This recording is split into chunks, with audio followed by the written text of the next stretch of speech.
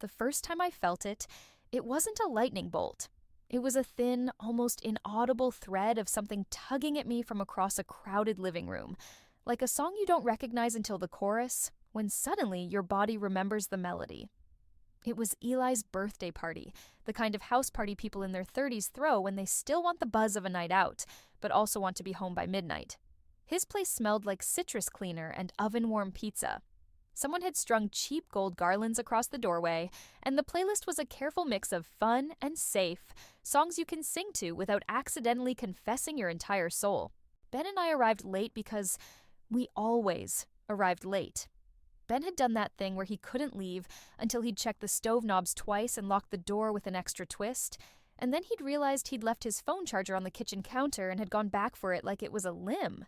10 years together teaches you which quirks are cute, which are annoying, and which are actually small offerings of love in disguise. Ben's were mostly the last kind, the kind that said, "I'm trying. I'm here. I'm paying attention." He kissed my cheek in the car before we got out. "You good?" he asked, hand warm on the back of my neck. "Yeah," I said, meaning it. "Just hungry." He grinned. "We'll find you snacks. That's my love language." Inside, the room was bright with laughter. Eli spotted Ben immediately, like he had radar for him, and his whole face lit up. He crossed the room with his arms open and clapped Ben into a hug that looked a little too tight, a little too familiar. I watched them the way I always did, with fondness, yes, but also with a small, persistent awareness that theirs was a bond that predated me. Eli and Ben had been best friends since college, roommates, then road trip partners, then groomsman brother level close. They had a shorthand I couldn't always decode. Sometimes it was charming, like watching two people speak a language you only know a few words of. Sometimes it made me feel like I was standing outside a window, hearing muffled laughter from a party I hadn't been invited to. "Rosa!" Eli turned, grinning, and pulled me into a hug that smelled like beer and cologne. "You made it. I was about to send a search party." "Please," I laughed. "Ben would get distracted by a pothole and we'd end up in another state." Ben rolled his eyes affectionately, then leaned toward the kitchen. "I'm getting her food before she eats someone. Be right back." I watched him move through the crowd. Tall, easy, shoulders relaxed. Ben was the kind of man people liked without knowing why. He wasn't loud, but he was warm. He remembered birthdays, he listened, he made people feel seen. He was also, in our marriage, steady in a way that had carried me through my mother's illness, through job changes, through all the quiet fears that accumulate like dust in adulthood. Eli and I drifted toward the drinks table, where someone had attempted a signature cocktail that tasted like regret and fruit punch. We chatted with a few friends. I laughed when I was supposed to. I told a story about my boss that was only mildly exaggerated. And then, an hour later, Eli made his joke. It was one of those moments where the room narrows without warning. Someone, maybe Mark from Eli's gym, asked how Eli and Ben met. Eli lifted his beer, set his hand dramatically over his heart, and said, "Freshman year, I saved him from the worst mistake of his life." Ben, who'd reappeared with a paper plate of chips and a brownie for me like he was presenting a peace offering, snorted. "You did not." "Oh, I did," Eli insisted, voice theatrical. He was about to spiral over that one. What was his name? Ben's shoulders tensed so subtly I might have missed it if I hadn't been married to him. "Eli." Eli wagged a finger. "The one with the dimples. The one Ben was absolutely obsessed with." Someone laughed. "Ben? Obsessed?" Eli leaned in, gleeful. "Oh, don't let the married man glow fool you. College Ben had it bad. Like, poetic. Like, staring across the quad bad." The room chuckled, expecting a girl's name to drop any second. I did too, automatically, my brain already reaching for a familiar category. But Eli didn't deliver it. He paused just a beat too long, eyes sparkling with mischief and something else underneath it, and said, "You know, the crush." Ben's voice went flat. "Drop it." Eli lifted both hands in mock surrender. Okay, I'll stop. He laughed like the joke was harmless, like it belonged to a different reality. "Man, you were hopeless." The laughter moved on. The conversation shifted. People started talking about summer travel plans. Someone put on a song with a heavier beat. But I stood there holding my brownie, and the thin thread in my chest pulled tight. Because Eli's joke hadn't landed like a normal, remember your college crush story. It had landed like a wink, like a private note slid across a table that wasn't meant for me. I looked at Ben. He wouldn't meet my eyes. He was smiling, but his smile looked stapled on. My stomach turned, not with jealousy exactly, but with recognition of exclusion. That old feeling I'd had at times, watching Eli and Ben trade glances, hearing them reference that night or that trip without explanation, flared into something sharper. Later, when Ben offered to help Eli carry trash bags outside, I followed. The night air was cool, the porch light buzzing. Ben tied a bag closed with more force than necessary. "What was that?" I asked, keeping my voice low. He didn't look up. "What was what?" "Eli's joke," I said, and even saying joke made my mouth feel strange. "About your crush." Ben exhaled slowly, as if he'd been carrying the air in his lungs for years. "Eli's an idiot," he said. That didn't sound like a normal idiot joke, I said carefully. It sounded like he was referencing something. Ben's hand stilled on the plastic. He looked at me then, and the expression on his face made my throat tighten. He looked scared. Not guilty, not caught. Scared. "Rosa," he said softly, "can we talk at home?" The rest of the party blurred. I smiled at people. I hugged Eli goodbye. He squeezed me and said, "Love you, Rosa," and I forced myself to answer, "Love you too," even though my brain was racing. In the car, the same old gum and old fries smell was suddenly claustrophobic. Ben drove with both hands on the wheel like he needed the structure. A mile from home, he said, "I didn't want you to find out like that." My skin went cold. "Find out what?" He swallowed. "I'm bisexual," he said, like he was stepping off a cliff. And Eli knew in college. He's known for years. The word bisexual landed in me with a strange double effect, a momentary shock, and then, almost immediately, something that made sense, not in a stereotyped way, just in the way that truth sometimes snaps into place like a puzzle piece you didn't realize you were missing. But the feeling that rose up strongest wasn't fear of him leaving. It wasn't disgust. It wasn't even jealousy. It was hurt. I stared out the windshield at the red lights ahead of us. "So I'm the last to know," I said, and my voice sounded too calm for how hard my heart was beating. "Rosa, no," I interrupted, and my hands clenched in my lap. Don't make it about the label right now. I need you to hear what that feels like." He flinched, like my words physically hit him. "Okay," he said quietly. "Tell me." I turned toward him. "I'm your wife," I said, the words sharp with something that surprised me. "I've been next to you through everything. And your best friend has known this whole part of you for years. And I'm just finding out now because he made a joke at a party." Ben's throat bobbed. "I didn't mean for it to... It's not about intention," I said, and I hated how my voice trembled. "It's about what it means. It means there's a private world you share with him that I wasn't allowed into." Ben's eyes were glossy in the dashboard light. "I didn't keep it from you because I wanted Eli to have something you didn't," he said quickly. "I kept it from you because I was scared." "Of what?" I asked. "Of losing you," he said, and his voice cracked. "Of you seeing me differently. Of you thinking it meant I wanted to leave or cheat or... I don't know. I've seen how people talk about bi men, like it's a phase or a lie or a threat." I swallowed. A part of me softened at his fear because I could see it, how he'd kept this tucked away like a fragile thing, but the hurt didn't dissolve. It just reshaped. "So you told Eli," I said. "I told him in college," Ben whispered. "I was a mess. I didn't know what it meant. He was safe. He didn't freak out. He didn't make it weird. He just stayed my friend."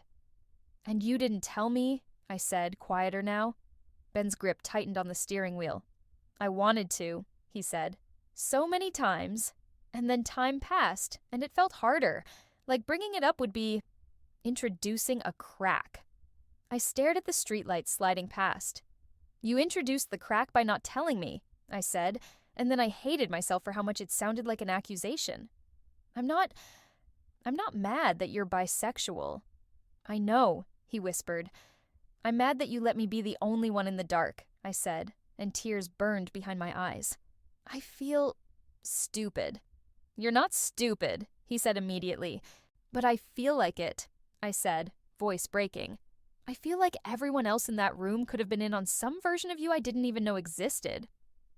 Ben pulled into our driveway like he'd driven it 1,000 times and still didn't trust the destination. Inside the house, the quiet felt loud. The kitchen light was too bright. Our cat wound around Ben's ankles, meowing like nothing had changed, like secrets weren't heavy. We sat at the table, the same table where we'd planned vacations and paid bills and eaten takeout on nights we were too tired to be interesting. Ben started talking. At first, it sounded like he was trying to fix it with information, like he believed facts could bandage emotion. I realized I was bi when he began. I mean, I'd always noticed guys, but Ben, I said, holding up a hand, stop. He froze. What? You're flooding me, I said, searching for the right word. It feels like you're trying to dump 10 years of confession into one night so you can feel forgiven faster. His face went pale. He opened his mouth, then closed it. I let out a shaky breath. I'm not asking you to prove anything, I said. I'm asking you to be with me in what I'm feeling. He nodded, slowly, like he was learning how to walk on new ground. Okay, he whispered. I'm sorry. The apology landed, but it didn't resolve the knot. I could feel the temptation to punish him, withdraw, go cold, make him suffer the distance he'd created. It's a human impulse, to make someone feel your pain so you don't feel alone in it. But I didn't want that kind of marriage. I didn't want our home to become a courtroom where truth was always on trial. So we did something we'd never formally done before. We had a repair conversation. It started clumsy because the language of repair isn't instinctive unless you've practiced it. Ben said, I'm sorry you're upset, and I flinched because it sounded like my feelings were the problem. I said, I can't believe you lied, and he flinched because he heard liar where he'd meant scared. We stopped. We tried again. I said, when I found out Eli knew before me, I felt excluded and small, like I'm your spouse, but I wasn't trusted with your whole truth. Ben nodded, eyes wet. I hear that, he said. And you're right. I did that. I made you the last to know. I'm sorry. You didn't deserve that. Then he added carefully, and I want you to know my bisexuality isn't something I kept because I was secretly living another life. It's something I kept because I was afraid I'd lose the life I have with you. The words didn't erase the hurt, but they softened its edges. Over the next couple weeks, we kept having repair conversations, short ones, long ones, sometimes in the car, sometimes on the couch with the TV muted. We made a rule: acknowledge harm without punishing the truth, meaning Ben didn't have to apologize for being bisexual, but he did have to apologize for how he'd handled it. Meaning, I didn't have to pretend I wasn't hurt, but I also couldn't weaponize his identity as leverage in arguments about dishes or schedules or anything else. The hardest part was that Ben kept trying to fix things by oversharing. He'd come home from work and say, "You can ask me anything," and then answer with so much detail, I'd feel my brain shut down like an overloaded circuit. One night, after he talked for 10 minutes straight about his first crush and how he'd processed it, I finally said, I need you to slow down. He blinked. I thought you wanted honesty. I do, I said, gentle but firm. But honesty isn't the same as information dumping. Honesty can be paced. It can be mutual. I need to feel like I'm part of this conversation, not like I'm being hit with a fire hose. Ben's shoulders slumped. I'm trying to make up for lost time, he admitted, and his voice was full of shame. I know, I said, but you can't undo 10 years in 10 minutes, and you don't have to. I'm still here. The next repair conversation involved Eli. Ben had avoided him since the party, which felt impossible considering Eli was woven into our lives. Group chats, weekend plans, the occasional Eli needs help moving a couch crisis. Finally, Ben asked, Do you want to talk to him? Or do you want me to? I want us both, I said, because this wasn't a Ben problem or a Rosa problem. It was an us problem. We met Eli at a quiet coffee shop on a Sunday afternoon. The air smelled like cinnamon and espresso. Eli looked uneasy in a way I'd never seen. Shoulders stiff, smile forced. I messed up, he blurted before we even sat down. I'm sorry. I shouldn't have joked about that. Ben stared at his coffee. Why did you? He asked, voice tight. Eli ran a hand through his hair. Because I'm an idiot, he said. Because it's always been normal between us. And I didn't think. I didn't think about Rosa being there. I didn't think about what it would mean to expose something you weren't ready to say. I watched Eli carefully. His apology wasn't perfect, but it was sincere. He looked genuinely sick about it. I took a breath. Eli, I said, and my voice surprised me with how steady it was. I'm not mad that you knew. I'm mad that it became a joke before it was my reality. Eli's eyes flicked to mine, guilty. I get that, he said quietly. You shouldn't have been the last to know, and you definitely shouldn't have found out in a room full of people. Ben finally looked up, eyes glassy. You could have texted me, he said. You could have said, hey, I almost said something, do you want me to shut up? You could have? I know, Eli said, voice cracking. You're right. I'm sorry. I got too comfortable with being the one who knew, like it was our thing. The sentence sliced through me because it named the exact wound. Our thing. A private world. I let the silence sit for a moment, then said, here's what I need going forward. I felt strange saying it out loud, like I was negotiating a treaty.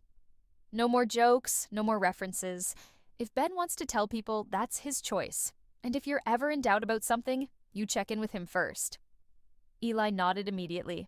Absolutely. Then I added, softer, and I need you to understand that Ben and I are building something new around this. I don't want to be shut out of it again. Eli's eyes softened. You won't be, he said. I promise. I want you in his life. I want you in my life. I don't want to be a wedge. Ben let out a long breath, and for the first time since the party, his shoulders looked like they truly dropped. After coffee, Eli hugged me carefully, like he wasn't sure if he was allowed. I'm sorry, he said again, low in my ear. I know, I whispered back. Just do better. In the weeks that followed, the shape of our friendships shifted. Eli was still Eli, still funny, still loud, but there was a new boundary line drawn in invisible ink. He didn't nudge Ben with private jokes anymore. He didn't wink. And when he did talk about college, he kept it neutral, like he was learning a new kind of respect. Ben and I, meanwhile, did the slower work, building an hour story that included the truth instead of orbiting around it like a fragile planet. It wasn't all serious. Some nights we laughed at ourselves, at how adult we were trying to be about something that felt, emotionally, like being 15. We created small rituals. Tea at night, phones away during hard conversations, a code phrase for when I felt overwhelmed. Pause the movie. A code phrase for when Ben felt scared, stay with me. The weekend trip happened almost by accident. One Friday, after a week of tense but productive talks, Ben came home and said, I think we need to go somewhere. Like, where? I asked, wary. Not a big thing, he said quickly. Just a night or two. No friends, no Eli, no social stuff, just us. I want us to have a memory that isn't this conversation at the kitchen table. Something in his voice, the longing for normal, for sweetness, made my chest ache. So we went. A small cabin rental 2 hours away, tucked into trees that smelled like pine and damp earth. The place had a little porch with a creaky swing and a fireplace that took 3 tries to light. The air inside smelled like old wood and clean sheets, and it felt like stepping into a paused version of life. The first night, we cooked pasta together in a tiny kitchen and drank cheap wine from mismatched mugs because we'd forgotten to pack actual glasses. We played a ridiculous card game by lantern light. We took a walk under a sky so full of stars, it made the city feel like a myth. And later, sitting on the porch with a blanket around our shoulders, Ben said quietly, I want to tell you something without it being a lecture. I turned toward him. Okay. He swallowed. When Eli knew, it felt like a relief I could keep contained, he said. Like I could be seen by one person and still keep the rest of my life intact. But with you, it's different. With you, I don't want containment. I want integration. I want you to know me and still choose me. And I know I didn't give you the chance to do that sooner. My eyes burned. I would have, I whispered. I would have chosen you. I know, he said, voice thick, and that's what kills me. I made you feel like you weren't safe to tell when you've been the safest place I've ever had. I let the words settle, then said, I need to tell you something too. Ben's thumb traced slow circles on the blanket. I'm not afraid of you being bisexual, I said. I'm afraid of being outside your inner world. I'm afraid of looking up one day and realizing I'm the only one who doesn't understand the person I'm married to. Ben nodded, eyes shining. Then we fix that, he said simply. How? I asked, even though I already felt the answer forming between us. We make more things ours, he said, not by erasing Eli, but by not letting him be the only keeper of certain truths. If something matters, you get it too. If something scares me, you get it too. If something makes me feel seen, I want it to be you seeing me. The night air was cold enough to make my nose sting. Somewhere in the trees, an owl called out like punctuation. I leaned my head against Ben's shoulder. Okay, I whispered, but you also have to let me go slow. I will, he promised. No more fire hose. I laughed softly, and he pressed a kiss to my hair. The next morning, we woke up late with sunlight spilling across the bed like warm water. We made coffee and sat at the little cabin table with a notebook between us, not as a therapy exercise, but as a way to build something tangible. We wrote down 3 columns: what we know, what we need, what we're not ready for yet. Under what we know, we wrote, Ben is bisexual. Ben loves Rosa. Ben hasn't cheated. Eli knew before Rosa, and that hurt happened. Under what we need, we wrote, slower honesty, check-ins, reassurance, boundaries with friends, new memories. Under what we're not ready for yet, we wrote, big decisions, labels beyond what we already have, conversations with extended family, anything that turns into spectacle. Then we wrote a sentence at the bottom of the page in our shared handwriting, like a small vow. No private worlds that exclude us. On the drive home, my chest felt lighter in a way that didn't erase the pain, but made room around it. I realized something important. I couldn't go back and be the first to know. That timeline was already written, but I could be the person he chose to know him now. Fully. Presently. Not through Eli's jokes or subtext, but through our own language. When we got home, Eli texted the group chat about brunch plans. Ben looked at his phone, then at me. You okay? He asked. I nodded. Yeah, I said, and meant it. Let's go. But if any jokes happen, they won't, Ben said. And if they do, we handle it. Together. At brunch, Eli was careful in a way that made me both grateful and a little sad because it highlighted how much had shifted. But when he caught my eye across the table, he gave me a small nod. Not a wink, not a secret, just acknowledgement. Like, I see you. I respect you. Ben reached under the table and squeezed my hand. His wedding band pressed cool against my skin. And in that moment, I realized the truth wasn't the problem. The truth had actually been the beginning of repair.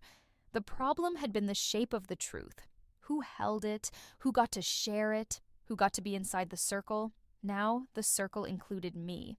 Not because Eli was pushed out, but because Ben finally stopped treating me like someone who needed protection from reality. He started treating me like his partner again, the person who gets to know him even when knowing is uncomfortable. Our hours story didn't erase the past. It made room for it.